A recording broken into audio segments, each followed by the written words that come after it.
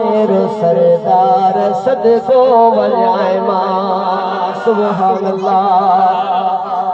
मुंहिंजा मौला जेको तुंहिंजे महबूब जे मेराज जो शान ॿुधी ॾाढे सुभान अल्लाह ते मुंहिंजे घर बचन में बरकतूं रहमतूं ॾेई छॾे।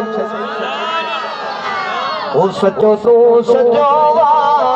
तुंहिंजो शेर सरदार सदको वजाए मां तुंहिंजो सचो तूं सचो तुंहिंजो शेर सरदार सदको वजाए मां सदको वजाए मां सदको वजाए मां सदको वजाए मां सदको वजाए मां। ओ जंहिंजे जलवे सां वई जली तूर सीना है जंहिंजे जलवे सां वई जली तूर सीना उहो रखो ॾिठई रूबरू शाहे मदीना उहो रखो ॾिठई रूबरू शाहे मदीना। ये अर्श ते कलिंद थिया गॾु बदलेदार सदको वजाए मां ये अर्श ते कलिंद थिया गॾु बदलेदार सदको वजाए मां सदको वजाए मां सदको वजाए मां सदको वजाए मां सदको वजाए मां। ओ सजो सो सजो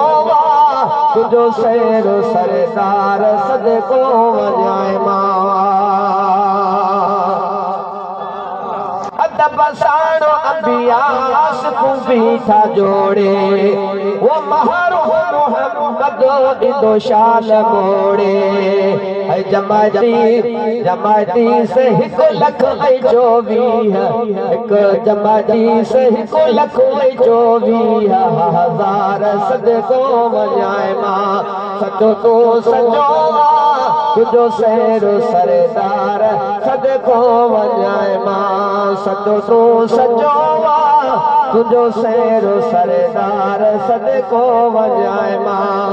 सदको वजाए मां सदको वजाए मां। आए पेश इमाम दे जागे वाण नूरे वो खुदा आसमारन जी कई आस पूरी पढ़ाई नमाज़ा तो नबियन जा पगदार सदको वजाए मां सचो तो सचो तुंहिंजो शेर सरदार सदको वजाए मां। आए उन जगह ते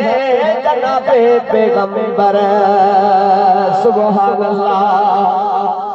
आए उन जगह ते जनाबे पैगंबर वो जगह ते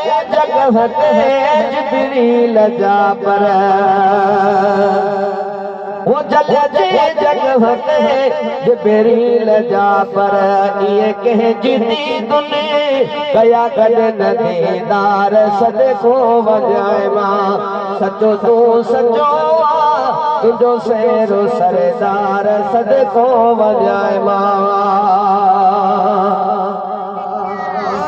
वो के जो भाव न करे ठाहे भली प्यारा प्यारा 1,24,000 दर्ज मेरा महबूब जना खड़सी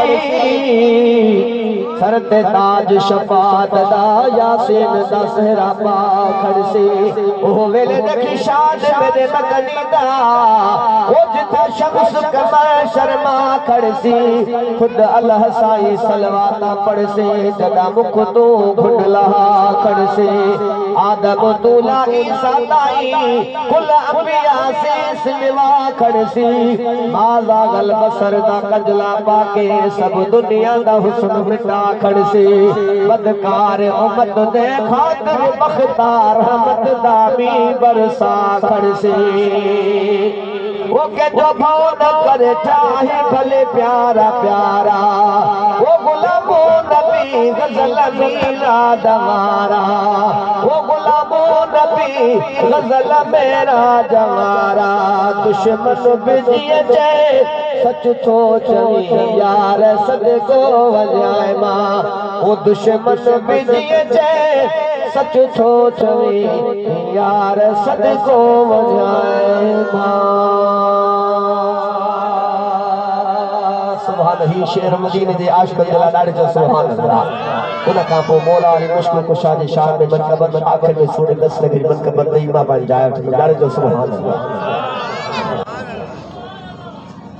वहाँ सिंगार मिठे मदी